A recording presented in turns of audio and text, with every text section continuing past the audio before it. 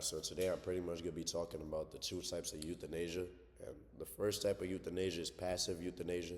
And passive euthanasia is pretty much the act of mercy killing, but allowing a person to pretty much die out. The second type of euthanasia is active euthanasia, and that's the process of actively doing something to also lead up to a person's death. So are you guys kind of following along? Yeah.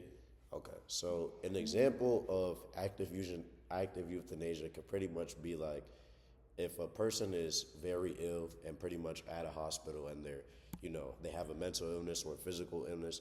An example of active euthanasia would very much be like unplugging the machine, and that would pretty much be the act of mercy killing to put them out their misery. And it is technically morally correct because you are putting them out their misery, but some people tend not to agree with the process of active euthanasia because they consider it kind of like murder, because by you unplugging the machine, you are kind of intentionally killing someone.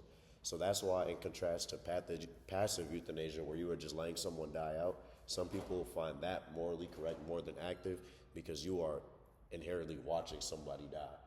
But in my opinion, I still think both of them can intentionally be morally correct, because if a person is definitely like suffering, like theoretically, if a person was in the bed, pretty much dying, you don't want them to keep suffering. You don't want them to continuously be in pain. So I think active and both passive are morally correct because you are allowing that person to be put out their misery.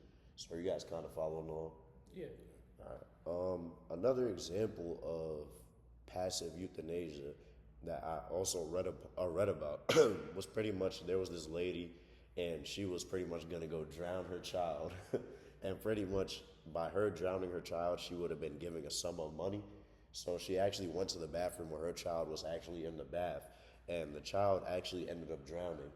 So she actually watched the child drown, and that pretty much is a type of what? Do you guys know? Passive or active? Passive. Yes, passive, because she inherently watched the child die. As gruesome as that is, she watched the child die, and that's an act of kind of mercy killing because also the child knew no better.